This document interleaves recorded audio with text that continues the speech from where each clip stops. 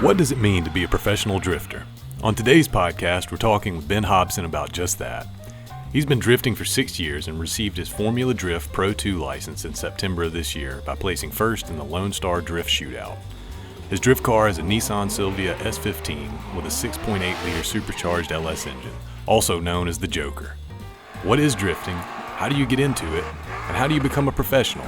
Let's find out. Welcome to the Cutting Edge Garage Podcast. This week we've got Ben Hobson, a professional drifter, with us here in the studio. Ben, thanks for taking the time to be with us today. Of course. Thanks for having me out. You're welcome. We're glad to have you. I'm looking forward to learning a little bit about drifting. John is obviously into it and is always pushing everything drifting. Yep. Smart man. I've been around different forms of racing, throughout my life and career. Drifting is not one that I've had any exposure to. So we're going to talk about that a little bit and try to step into the mindset of a guy that wants to slide around turns. Okay, that's a crazy mindset to step into, but I'm happy to take you through it. So, why drifting? Well, to be honest with you, because drag racing just got boring. I got tired of driving in a straight line, and I would go to the drag strip, my Mustangs, and have fun driving fast and whatnot. But every time when I got to the end of the drag strip, I'd always yank the e-brake and drift around the little exit. And I fell in love with that aspect of feeling like it's out of control, but you're completely in control. So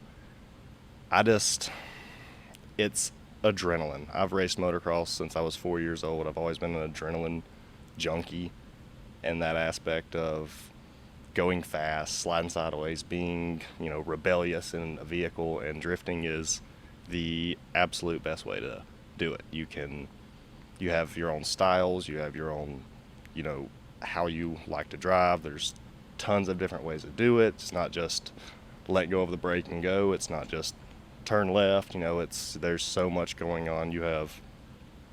It's more of, I love the rush that I get from it. Okay. You won't get it from any other sport. So, what was that pivotal moment from, I'm running straight track to, I'm gonna go drift?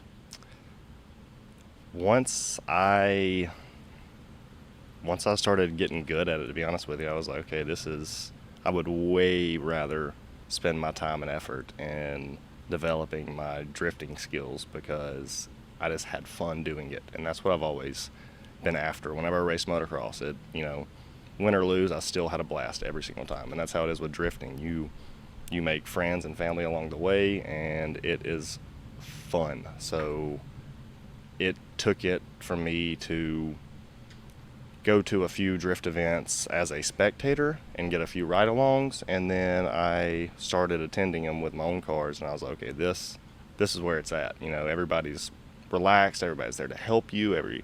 Every other driver out there is, they want to drive with you, so it's not like, oh, your car broke, cool, I don't have to race this guy. It's right.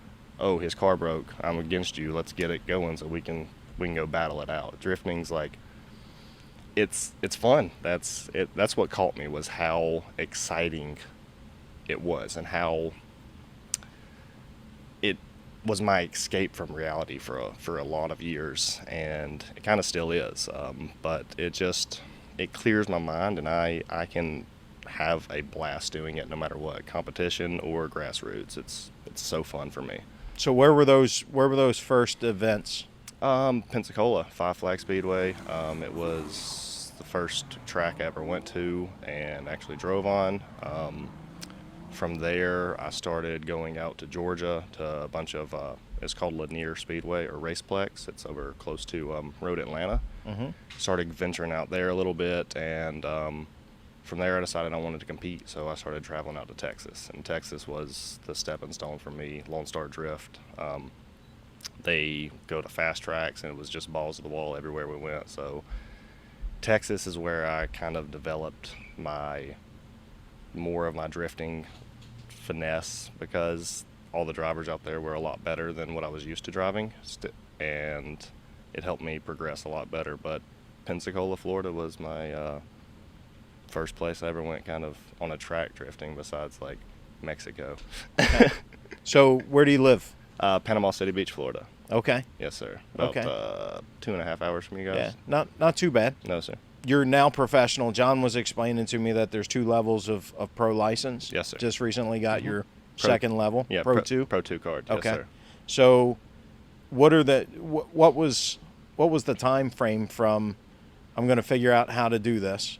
And I can envision that because I did go to one event with John, and that was, amateur day. Yeah.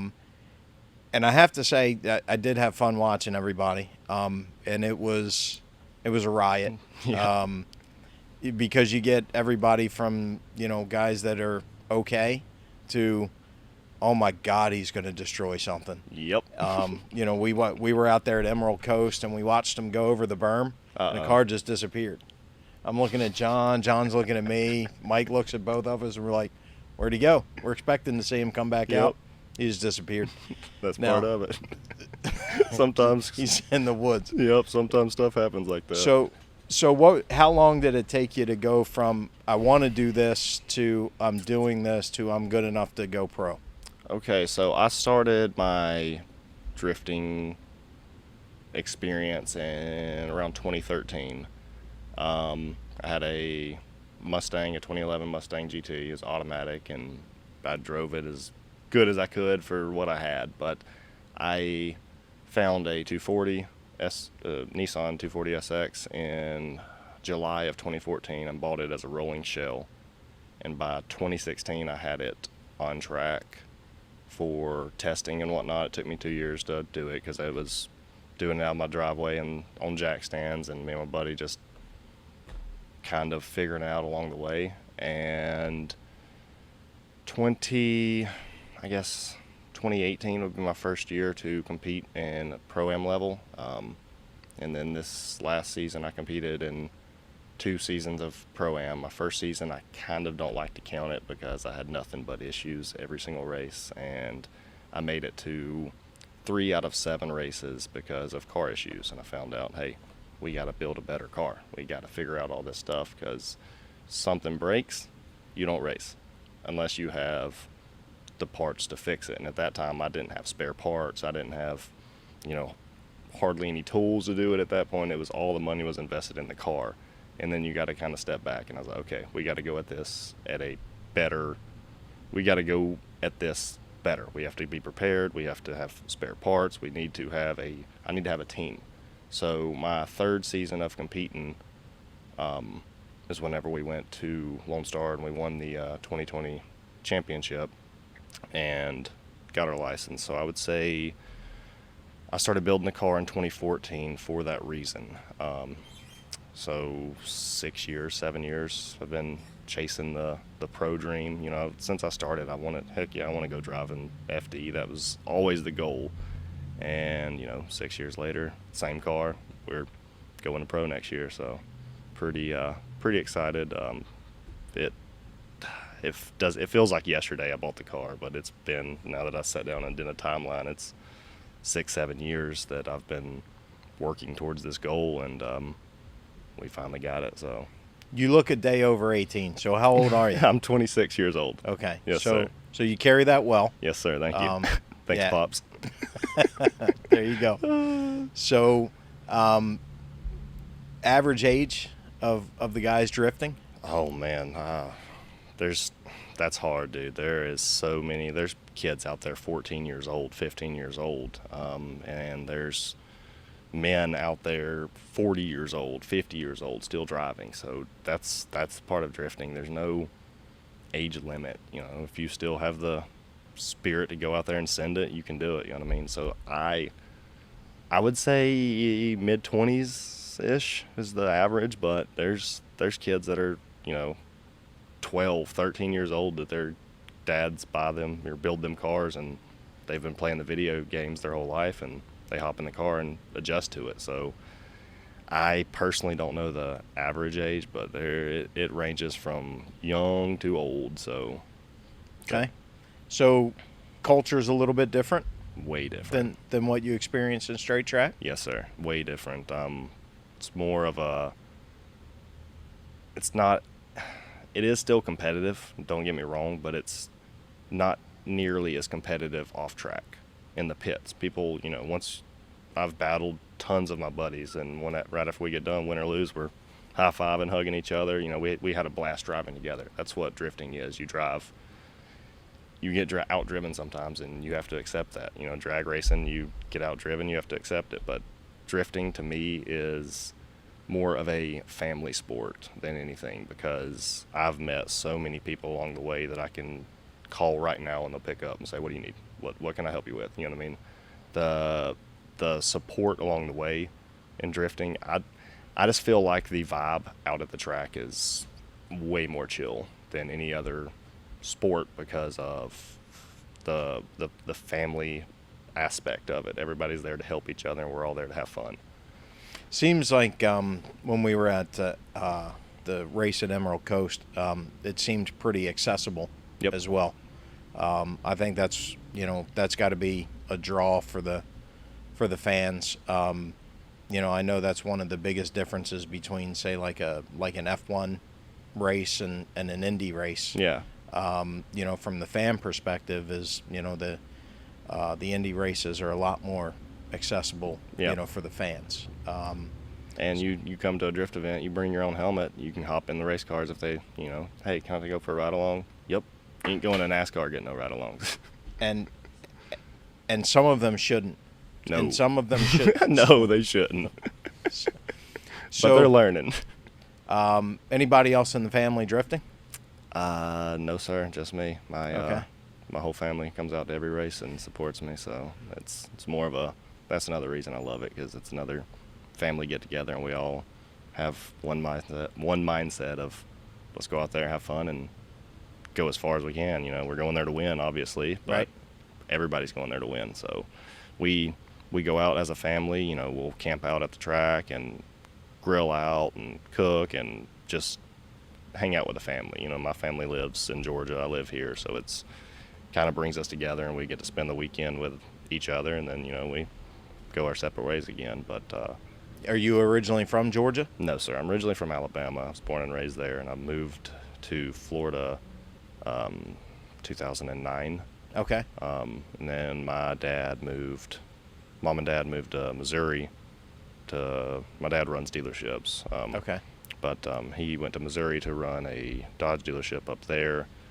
Had another opportunity to be a partner in a Ford dealership in Georgia, so he backed up and moved to Georgia, and that's where they live. My brother, sister, nieces, and nephews live there. My other sister lives in Texas. Her and her husband live in Texas, so we have a place to stay when I go drifting in Texas. There you go. Family supportive of the lifestyle? Very, Yeah. very, very. I couldn't ask for a more supportive family. So girlfriend's very supportive. Everybody's just there for me, and it's my weekend when we're out there and nothing more. So it's really good for me. So how do you compete on the course? Walk me through. So I get, quarter mile is quarter mile, right? It's kind of cut and dry. Yep. Who wins and how you win, and so walk us through how the competition part of drifting goes. Okay, so there is a layout. Each track's different, but whatever the layout, you normally sometimes you have a start and chicane, which most people are familiar with the chicanes, the cones that are set up, and they narrow up so the lead driver can't get an advantage from the chase driver. So you have a lead and a chase driver each competition. You get 2 runs. One is your lead run, one's your chase run. Chase run is going behind them as they're leading. So it all depends on qualifying order. Normally the higher qualifier leads first. Go into the first corner, there is inside zones, there's outside zones in each corner. Inside zones, you want to get the front area of your bumper as close to as possible without knocking it over. Outside zones, you want to get your rear bumper as close to as possible without knocking cones over or going off track. So the lead driver has a particular line that he is supposed to run. inside zone to outside zone, whichever the layout of the course, he has to run a perfect lead lap for the chase driver to have a good chase position.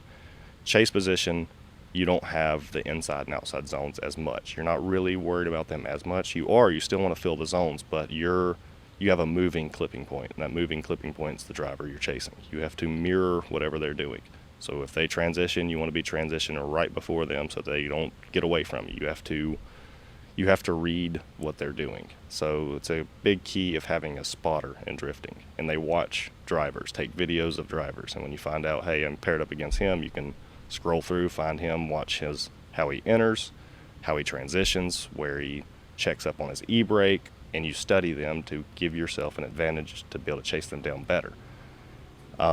So you have, two runs. After you complete your first lap, go back around to the starting line. They send you off again, and either you're going to be leading or you're going to be chasing again.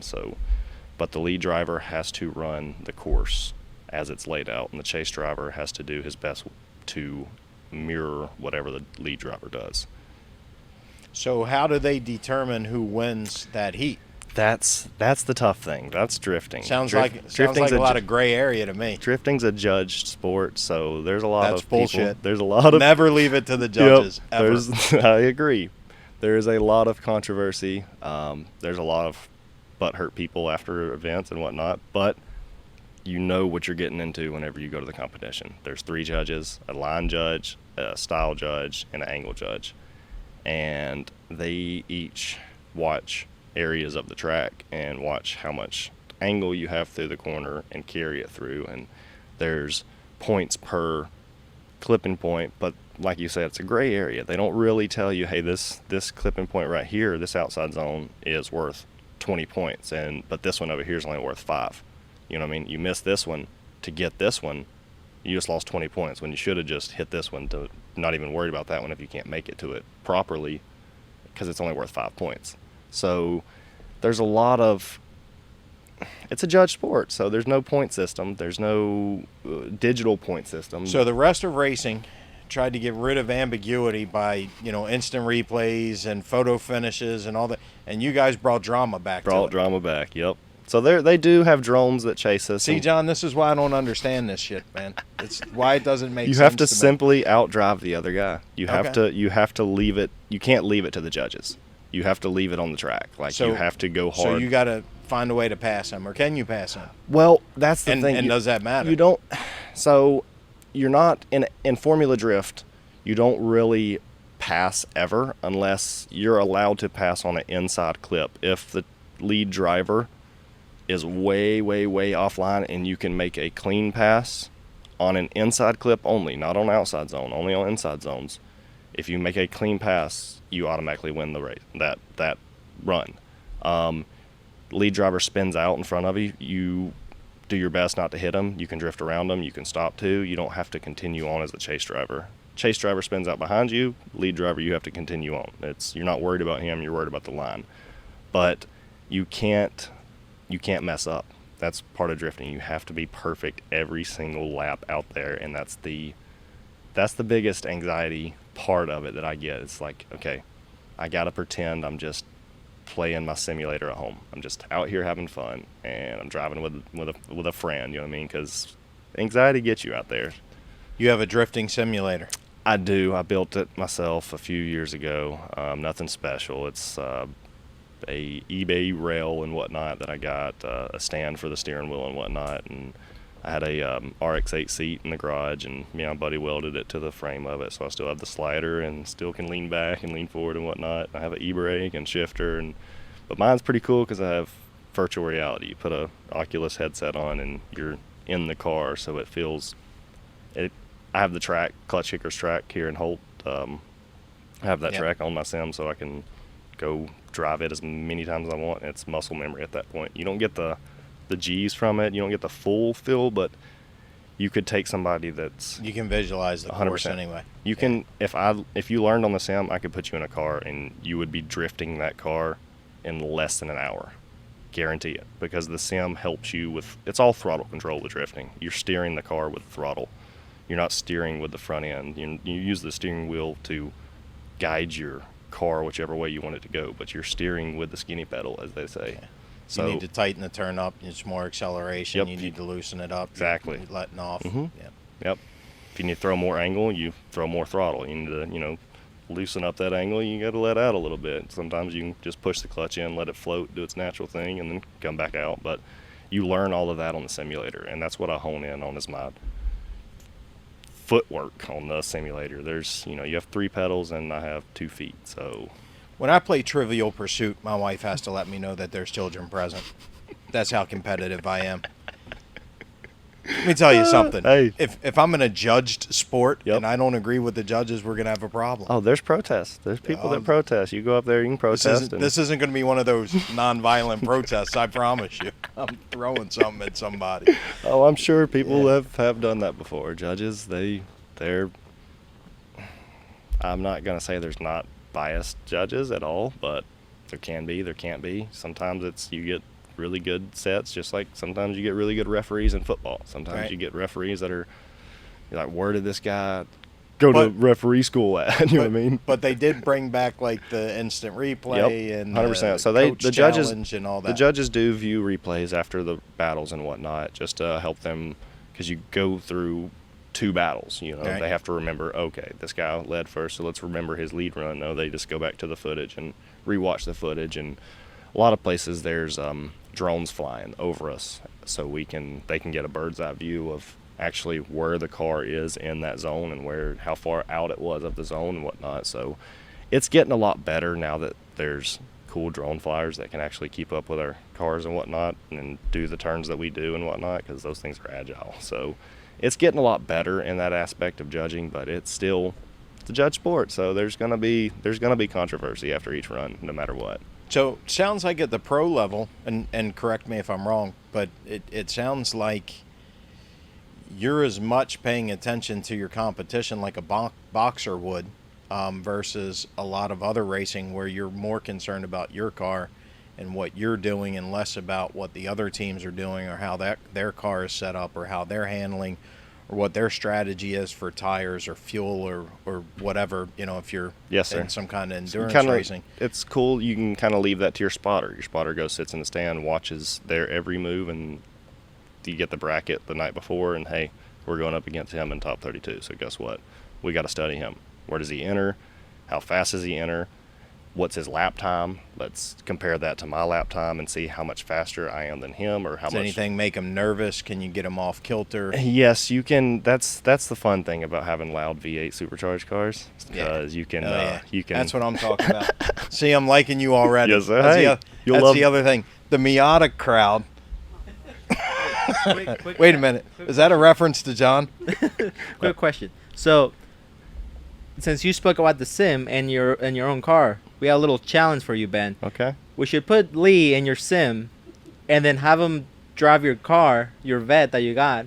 See if he can pick it up in an hour. Okay. See if he can drift that car. I in an guarantee hour. I could. I guarantee he could. Let me give me. How much time do I got with him on the sim? Is the real question. I don't know. We could get a sim ourselves and have Lee train here. There we go. I got skills, John. Have you seen anything with an engine that I can't drive? I mean, you can drive it. Oh, I can drive it. See, that's that competition coming out of me. I'm all for it, especially if it's somebody else's car. I don't mind driving it. Yeah, I'm in. I'm the opposite. I'm worried about when I drive other people's car. I'm like, I do not want to break this thing. Well, my Corvette isn't actually my Corvette. It belongs to my wife. So if I wreck that one, I'm in trouble. See, mine's not. Mine's mine. So we can shred on it. There you go. Literally just picked it up 3 days ago. Already painted it and everything. What year? 2000. 2000. 2000 C5. Yep. Black, 6-speed, black interior. But I got some bucket seats at the house that I'm about to put in it. And I literally have a Monsters clutch waiting for me at the house. I have a hydro setup from Drift HQ waiting for me at the house. I have new water pump and thermostat and radiator and FDF Mega Manus kit waiting, so that's all about to get put on the vet. So that's awesome. That'll be like cheat codes for you to better your drifting. So when you got all the angle in the world, it's a little bit easier to drift. Yeah, that's awesome, man. That's when we were out there with clutch kickers, Yep. you know, there were 2 or 3 vets out there. John, how many?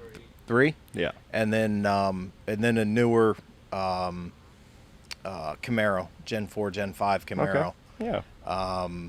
They're already and- LS swapped from the factory, so it's pretty solid. Yeah, it's and you know, it's, you hear that loud V8 and, you know, in the exhaust and you know, that always makes me smile. Oh yeah, you'll hear mine. It'll make you smile, but it'll probably be the, whoo. See all the rice burners going around and they're like, "Ning, ning, ning, ning, ning," and then you get, you know, an actual engine. Yep. And it's a night and day. It's You a night and just day got difference. shady in the building. That's right. That's No, yeah, I used to have a inline 6. It was a RB25 out of a Skyline in my 240 turbo motor, but I blew it up, so I put a 6.2 out of a Camaro in it. Then I supercharged it, put Ignite Racing ethanol to it, turned the boost up way too much, made 900 horsepower to it, took it to the track, shredded like the whole drivetrain, the clutch, the rear end, everything just come apart because it was way too much. Had Texas Speed build me a LS3 style bottom end motor, so I could still use my stuff, and it's a 418 stroker. Now it's 6.8.5 liter with a Magnuson 2.3 liter supercharger up top. Makes pretty good power, low boost, 9 pounds of boost. We're making close to 800 to the tires and 800 something foot-pounds of torque. which on a relatively light car Yeah. is going to give you, It's, you know, it's great fast. power to weight ratio. Very, very, very. I mean, we're making over 600 foot-pounds of torque at 2,500 RPM. Yeah. So it's with a car like you said that weighs, you know, 3,000 pounds, 3,200 pounds, whatever it weighs. I don't know how much a car weighs. Never weighed it. Before you stripped it out, it was probably 3,200 Yeah. pounds before you started stripping Before, and then we added a lot back to it whenever we put the roll cage and tubed the front and whatnot, and cut the rear off and added, you know, a lot of tubing and structural reinforcement to it. But she's not heavy at all. Me and my buddy can pick it up from the back and slide it over. So Drifting seems like a relatively safe sport Yeah. compared to a lot of the other racing. yeah, That there's just like motorsports, anything could happen. You know, your car can burst out into flames, and you're not flipping, but you're still on fire. You know what I mean? But drifting yeah, is burning's bad. burning is bad. Yes, fire's no good ever unless it comes out the exhaust. Then it's cool. Right. That's right. But yeah, drifting, I would say it's a little bit safer because you're not every track. You're not doing, you know, 150, 180, 200 miles an hour. I mean, I've been clocked entering in Texas Motor Speedway at 123 miles an hour before I flicked it sideways, and that's fast. You know, you drive down the interstate on your way home and look at your speedo when you're doing 7. You're like, okay, And then dang, say, okay, I'm moving. now's the time Yeah, to let me turn add the wheel about and 40, 50 more or miles per hour, and then we're gonna flick it in. Yeah. So it can be dangerous. It depends on the track. I went to Japan last year with a bunch of my buddies to go driving out there at Bisu Circuit. Went out there for 2 weeks and drove 12 days of those 2 weeks out on the track. And those tracks out there are dangerous. There's no ifs, ands, and buts. You're drifting on the side of a mountain. So it depends on where you're at. And That helps you stay grounded and keep things in perspective. Yep. So it definitely does. You drive more cautious, but at the same time you're still driving to your fullest. But you have to, some tracks you have to pay attention a lot more, because I mean there can be drop offs and you drop off and you're not going to flip, but guess what? Your oil pan's left right there on the track or anything Right. like that. So there's stuff that can happen, but I would say it's a little bit safer than NASCAR or F1 or, you know, drag racing or anything like that, because you're sitting in a cage car just like them too, but you're not going as fast. I would say you're more sliding sideways, so you're real low to the ground. So there has been cars that flip, but it's more and less if you hit a go off the track and go up a hill or something. And I've witnessed people flip in Ebisu, but that's just being careless and being dumb and not paying attention to your surroundings. So I would say yes, it's a little bit safer because of the speeds are a little bit lower and whatnot, but it still can be dangerous. Just like driving down the interstate on your way home, it's dangerous. Anything's dangerous, you know. So you're just now going pro. Just now going pro, yes sir. We hit pro. We hit the big screens March of 2021. So what do you do for a living? I remodel homes and a little bit of everything. So I'm more of a handyman. Okay. Right now I'm over in like Pensacola area doing tarping a lot of roofs from the hurricane and stuff like that. So Yeah, I was gonna say it's probably a busy season for you right now. I kind of go where the money is, so there's no Okay. no limitations to what I do. But Okay. but more I do it for this. And your dad's a car guy. My dad's a car salesman, yes sir. So how did you end up in the construction side instead of in a dealership somewhere turning wrenches? Because where he used to work here, they had a like no family policy, so Okay. I couldn't really work for him, and I wasn't going to go work for a competitor because it's my dad. So I've always liked working with tools and whatnot, and just I got into it when I was 18, and I haven't kind of never stopped since. But I plan on moving to Georgia within the next year or so to go up there and work for my dad and sell cars, because he owns the dealership, so I can actually sell cars for him. He can rewrite policy if he knows, needs to. He knows the owner, so It's convenient that way. yes, sir. Yeah. My I get brother's it. working for him now and stuff too, so it'll be pretty cool. My sister works there. She works in HR there, and my brother's a salesman. My dad's the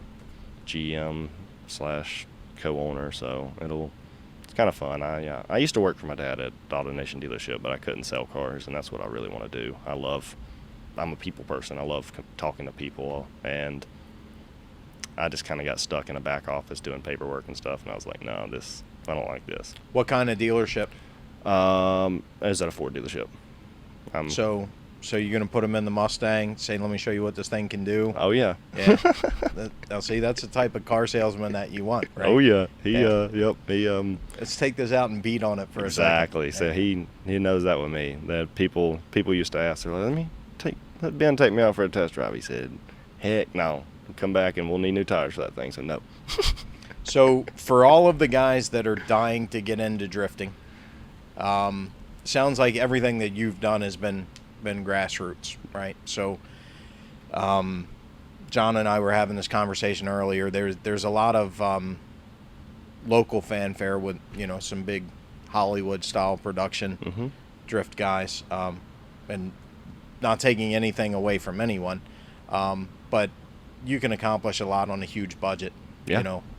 You got multi-millions of dollars to throw at something. You can get That helps. you can get really good at driving. 100%. And you can build the car that suits you. Yeah. So that unfortunately isn't the vast majority of guys trying to get into drifting. Nope. So from a grassroots perspective, how do they get started? What's your advice for them, trying to make a go at this? Either, amateur or even pro-am or even going pro. Okay. Well, I'll be honest with you. I kind of don't take this out of perspective, but I kind of wish I would have stayed grassroots and never got into the competition side of it, because like you said, it's a judge sport. So sometimes it leaves a bad taste in your mouth about stuff. Whenever you go out there on fun days, you never leave with a bad taste, because you're out there having fun no matter what. You're Right. out there driving. You get to drive your style. You get to drive your line. You get to do whatever you want. You can party with your bros. You can all go out there in tandem. You can run what we call in drifting, get in trains, 3, 4, 5 cars. Texas, we literally ran a 23 car train. We had 23 cars drifting together at one time. I was the caboose. So grassroots to me is where it's at, man. I would advise stay in grassroots if you want to do this for fun, go grassroots. Build you a reliable car, nothing crazy. You don't need 5, 6, 700 horsepower to drift. I started out, my Skyline. Need more than 180 though. No, you don't. You actually don't. John does. But depends on how heavy your foot is. So if you're not scared to throw it in third and have to downshift and just tack her out, she's good to go. So I think what Ben just said is you don't know how to drive, John. That's what I got out of that. I'm Oh just saying. man, no, I didn't say that. Started drifting. John got me Technically. here. John got me here, so I can't do that. 2 weekends from now, we'll see what happens.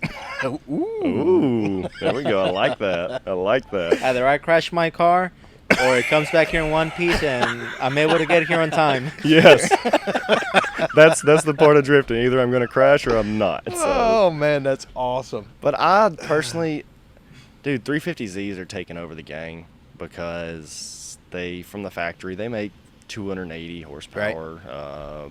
They're solid chassis. They're low to the ground already. The suspension, you put coilovers in an angle kit and hydro, which is a dual caliper Yeah, e-brake it's setup. almost an off-the-shelf, ready-to-drift car. Same way with the Corvette. That's Right. why I bought the Corvette, because it's already got... But it sounds it's much got- better. Exactly. It's got the power plant that I love. It's got the LS in it. I have tons of LS parts because I've had tons of LSs in my race cars. But it is a out-of-the-box drift car ready to go. You throw a little bit more steering angle at it so you can correct yourself when needed. You throw an e-brake in there that actually works and put some coilovers out there to stiffen up the suspension, and you're ready to shred.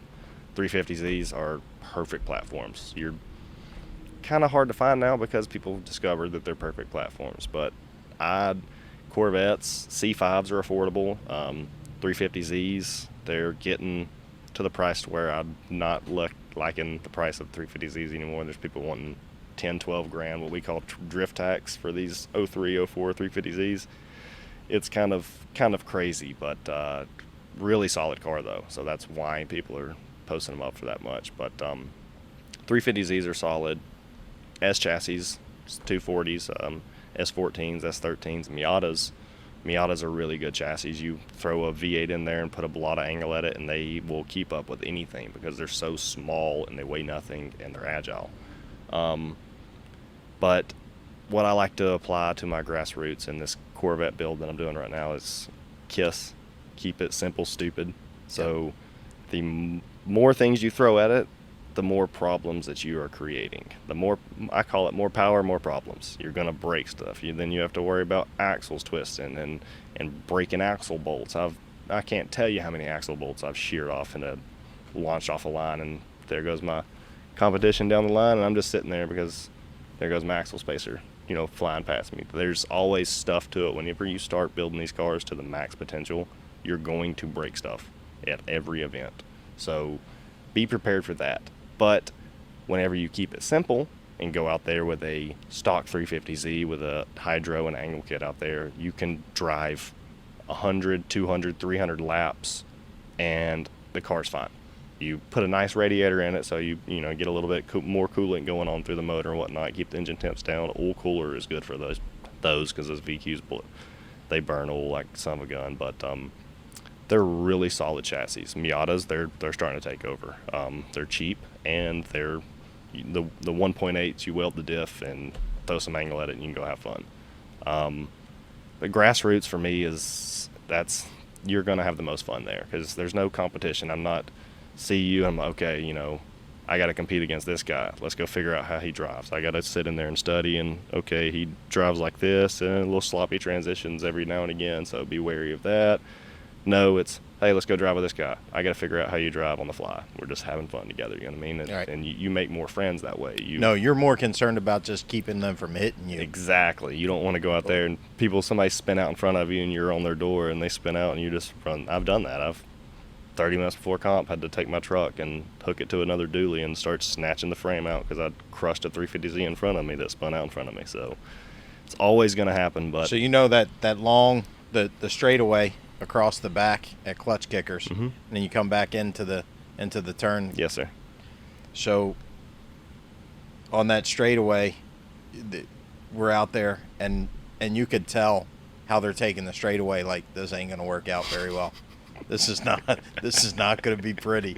And sure enough, they're right gone. Off. Right off. Oh yeah. Yeah. It's whenever people get scared and then you hit your foot brake and guess Yeah. what? Your wheels are already turned towards the outside of the track. And that straightaway's, I mean, it can't be long, but No, it's probably eighth mile, if that, from the run up. And I mean, I launch in second, roll the tires in second, shift to third, and I'll just flick it in. So I mean, I'm entering down that straightaway probably 60, 70 miles an hour, to be honest. So you can get going down it, but if you mess up on that, they were screwing up at 30. Oh yeah, it's getting worse and worse and worse. That first turn, the drop off is because more and more people are tearing it up. So. Well, we talked to the guy is he from Clutch Kickers? Which one, Michael? Yeah, the guy that's the owner. Yeah, he owns it. Michael Castleberry. Yeah, so he was like, for the amateur days, he's like, we don't even work on the berm anymore. He's like, because it's, they tear it down. They live over there. Yeah. So, but that's the part of it. That's part of having a track and having fun days. People can come out there and they can learn. They push their limits and say, hey, okay, I got to back off a little bit. I'm not ready to enter that fast. It's all about learning, which is awesome. Clutch kickers, their course, it's a technical course. I mean, I wouldn't say it's a beginner course at all because of how many transitions there is, how tight it is, But you have, like, a couple weekends ago at round 5, I was battling a Pro 1 driver, Jonathan Narin, and he's makes, I don't know, 900 horsepower, supercharged LS. I'm making 800 horsepower, so we got 1,700 horsepower on this tiny track right now, and you're still pedal to the metal. So it's not a beginner track. So people that start out drifting come out there, they're not gonna link the course the first time. So that's to be expected. So that first corner, people, it's a sharp apex. So if you ever ride down the course, you're going, and then you just turn back the other way. So it's a pretty sharp apex. So it'll throw a lot of people off. But part of learning, you got to go out there and find your limits. I've hit walls. Guess what? Ran the next lap. I didn't hit the wall because, hey, I knew that wall's 6 inches behind me now. Walls leave marks. Walls do not move. They don't move. Yeah. Unless they're plastic barriers, but they move with you, and they still tear your car up. So, where did you do all of your practicing? Can I? Off the record. Off the record. Hypothetically speaking. Anywhere I could. Yeah. Rainy days were my best friends. That was drift lube sent from heaven. That's what I like to call it. Go out there with 180 horsepower. Guess what? Now you have 580 horsepower because the rain.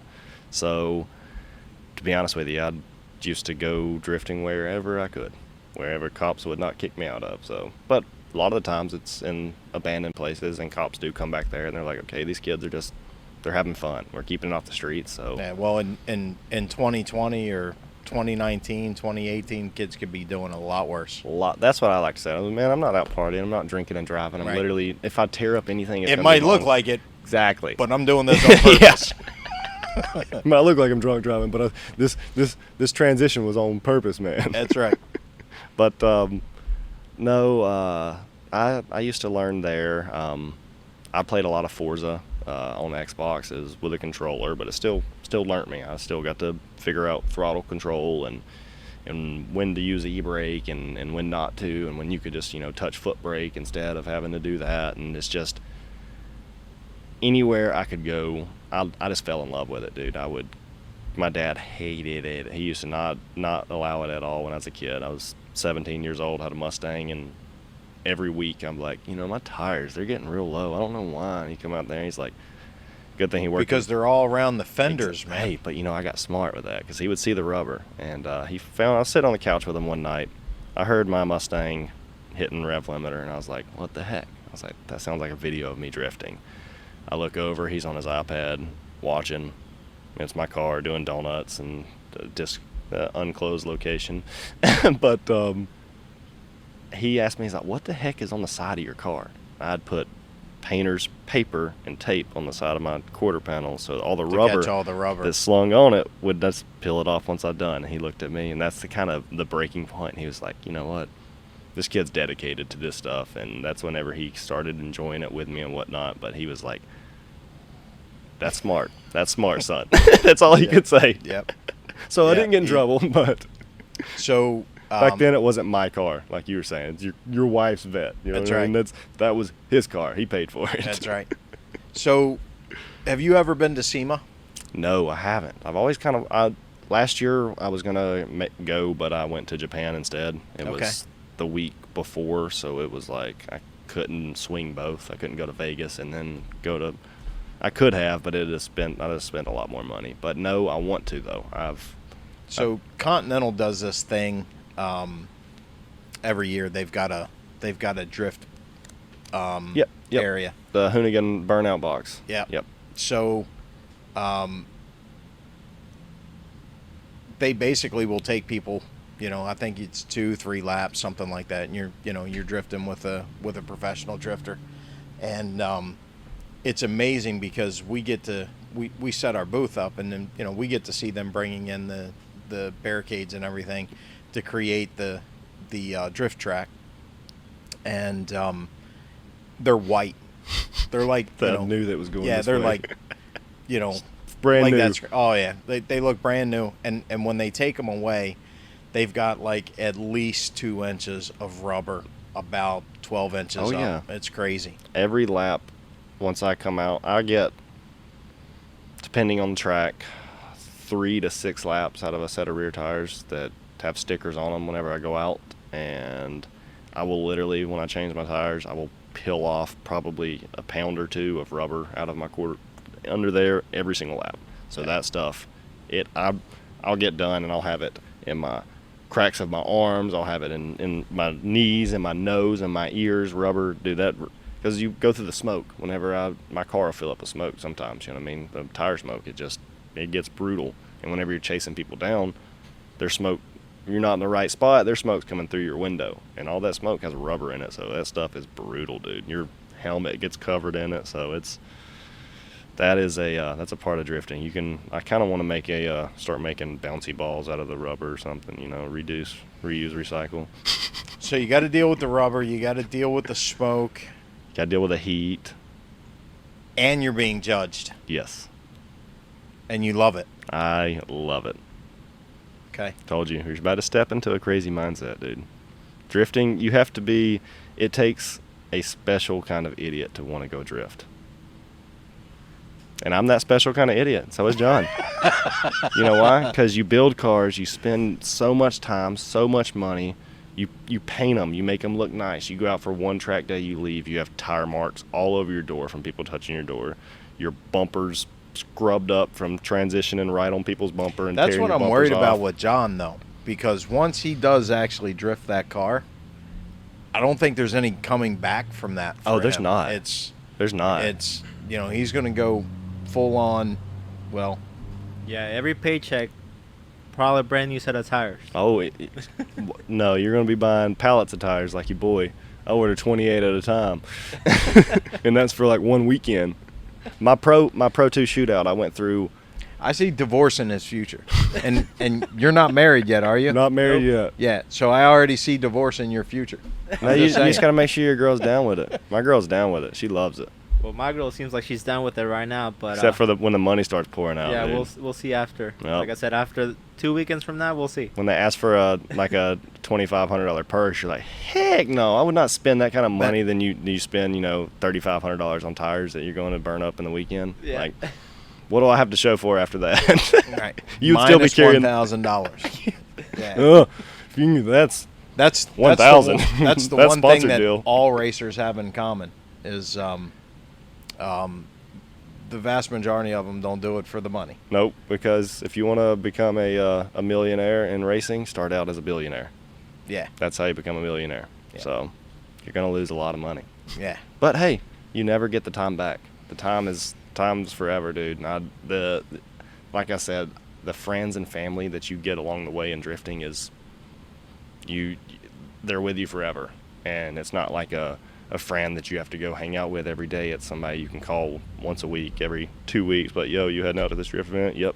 We'll see you there. And you party all weekend, go homes, and then you come back and you always have those track friends. You're excited to drive, but you're also excited to see your friends and whatnot too. So drifting, it brings a lot of people together. Drifting have a season? Yeah. So pro season starts in March, and for Pro 1 there's 8 races. So I'm not sure when it ends. Like maybe in November area, but there's not a lot of off season for drifting. It's probably like a 4 or 5, 6 month off season at most. Like this one, since the Corona, I have 5 months to build my car for FD. So I'm just reusing my S chassis that I have now and just revamping it because I literally have no time to build a whole new chassis and test and tune and hey, this is the failure point in the car, let's fix it. My car already works, and we're just going to make it better, revamp it, make it look a lot prettier, redo the wrap and everything. But the drivetrain, everything's solid, so we're kind of trying to be a little smart and to stick with that car. It's got a lot of abuse. It's had 4 years of driving hard on it, and I've had to pull the frame a few times and had to weld a few bars to hold the tower strut straight and stuff. But it's part of it, dude. Your Miata's gonna be toast. You're gonna destroy it, especially your first drift car. Yeah. I'll take my over fenders off and my body kit off and let you look at mine. I've seen I've seen him drive. I can't wait to see him drift. I'm sure he'll do just fine. We'll see. We'll see. I'm just giving John a hard time. It's all about those transitions. That's what gets people. That weight transfer that messes people up every single time. I just want to see him go over the bank. And God. and disappear. Oh man, that's There he scary. goes. I had a buddy in New Jersey that clipped a wall and brought his front end to it, and the wall kind of ended, but the track didn't, and he went off track, and there was a plastic barrier, and he hit the barrier and literally jumped the barrier. He was 1.5 feet, 2 feet off the ground going over this barrier, slammed down, broke everything, slammed into the media box. There was media people in this box, concrete box, like those barriers you were talking about, I guess Jersey barriers or whatever they're called. And he moved the Jersey barriers probably 1.5 feet. Got their attention. His car was toast. He broke subframe, front and rear. He broke everything. But the wheel kind of took a lot of the damage. So it was, Makes you wonder how the General Lee pulled it off, man. oh I mean, yeah, they could- the they General could jump Lees. that The yeah. General Lees. Yeah, they Plural. could no, it was just one of them. There was just one of them. And they jumped that car at least 4 times. You an already know episode. them boats ain't. When them Challengers land, they're breaking. Right. Wheels just go. I always wondered how they had hit and the bumper and hood was all flying up, and the next scene it was perfect. You know, like, dang, that's a strong car, man. Yep. I want that. Yeah, exactly. It fixes itself. I can jump it and stuff. It's a self-mending. It is a Dodge. Yes. So if you look that up in the dictionary, do you know what? Do you know what it says? To avoid. To avoid. Yeah, you're right. That makes sense. Common sense. Dodge it. See, it's not just Miatas that I pick on, John. Yeah, Dodges I too. know. Yeah, absolutely. I'm a GM guy, so I'm sure people will pick on that too. Yeah, they teach their own. If everybody liked the same thing, it wouldn't be no fun. So if everybody went for the same football team, it wouldn't be no fun. That's right. Competition's part of everything. So, how many people on your crew? So for next season, I will have four people in the pits with me and 1 spotter. So I guess you can call it 5 Okay. on my crew, minus my family, my dad's team manager and stuff, whatnot. But Full Lock Automotive, they're supporting us this year. They're building the car for free and taking care of a lot of things for us, and they're going to be at every round. And they have a team of 3. And then I have my best friend, Scott Miller. He's been with me since I bought the rolling shell and told him, hey, I'm building a drift car out of this. And he was like, psh, okay. And, 6 years later, 7 years later, we're still working on the same car. So he knows the car. He's staying with the car for life, whether he likes it or not. So Gotcha. I'll have I'm pretty excited. We're going to have a pretty good team. The owner of Full Lock, Shane, he's very good at wiring. Ernie, he's my fabricator. He built a lot of stuff for my car, my tube front, my custom tower strut bar to hold the tower strut straight. And Scott is a ungodly mechanic. This son of a gun he'll just grab the fire and put it out with his hand. That type of guy. You know what I mean? He's just somebody you want on your team. A 5-minute timeout in drift racing doesn't feel like 5 minutes. So everything's hot. You just got off the track. Everything's scorching hot. The engine temps were 200 degrees. So guess what? Everything around that's going to be close. And he don't care. He just gets me back out on the track every single time. So that's a good thing, having fearless. I'm fearless on the track. He's fearless in the pit. So that's why we're such a good team. But and I haven't decided on my spotter yet. I have a few good buddies that I'm looking for them wanting to come and whatnot, but trying to figure that out. But I still have some time to figure that out. But we should have a team of 4 in the pits and 1 in the stands watching at all times. So team of 5, I guess. So how do you guys travel? Truck and trailer. I load up my F-350. I got a 40-foot enclosed trailer, and we all load up and hit the road. Full lock, they'll probably fly to each event. And like my shootout, my Pro 2 shootout, they flew to Texas, and 2 hours for them. I had to drive 12, so I drive my truck and trailer. I've always done that, so I don't really trust people to drive my truck and trailer unless I'm in there with them. I want to be there. Are you running a circuit, or are you running nationally? Or It's Formula Drift. So Formula Drift, it's a series. Pro 2 is, you have 4 rounds. I'm not too sure of where what the venues are next season yet. But okay. I know they're normally Seattle. That's a haul. Yes, that's a haul and a half. And from what I've seen on the news, well, I'm not going to say that. Just go to the news and watch. I'm just going to, yeah. So. But we go all over the place. Atlanta. It's a shithole. We can still hear that. Oh, sorry. My bad. We go all over. Atlanta, Road Atlanta. It's a real famous track. Texas, Texas Motor Speedway in Fort Worth. I don't really know where we're going next year, to be honest with you, because a lot of the tracks this season wasn't reopened in time for Formula D because of COVID and stuff. So it's kind of I'm still waiting on my license to come in, dude. I got my license, and all they gave me was a trophy. So I'm not even really I wouldn't. You didn't let the law get in what the way of license? those parking lots. Yeah, so, exactly. Yeah, I'm good. Yes. I'm with them.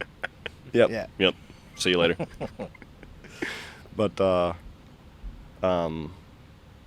lot of cool venues, to be honest with you. I'm pretty excited. Like I know once we go into Pro 1, we'll be driving like Irwindale and stuff like that, and pretty crazy tracks where there's nothing but steep banks and walls that you come in for a tire change, and you're also changing out your taillights too, because they're in a million pieces on the track. So it gets pretty risky once you get up there, and those guys, they're fearless. They've got teams that they break their car, they have that thing back together in no time. That's what we're working on still. Yeah. I'm still trying to get some extra tie rods and stuff in the trailer.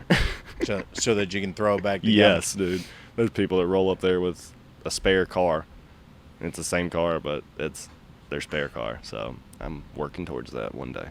So plug yourself. What's the name of the team? How do people get in touch with you? Ben Hobson 213 Racing is my team. Ben Hobson 213 is my Instagram handle and YouTube as well, and just Ben Hobson on Facebook.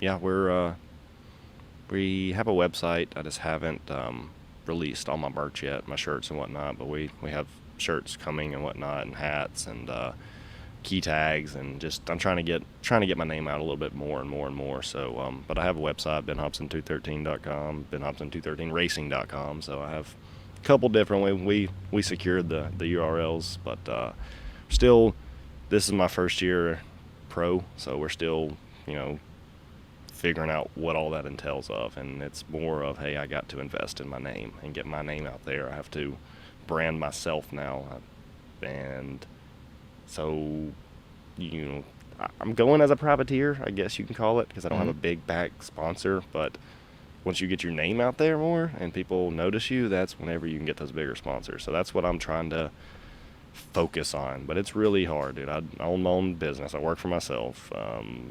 Then, I build the cars myself, me and my buddy. Thank God Full Lock this year is actually, they're going to be building the cars for me, so I don't have to do that anymore. But it's hard. It is hard keeping up with everything, and trying to keep my Instagram updated, and trying to keep YouTube videos coming out, try to keep people entertained. It's fun for me, and hopefully some people get a kick out of it too and whatnot. But we're working more towards actually branding Ben Hobson rather than let's get the car right, let's worry about the car, the car's solid, now I got to get me more the media piece. Exactly. I'm trying to get more following, trying to get more people to notice. So that's a big thing with this Drift Week that I'm going on.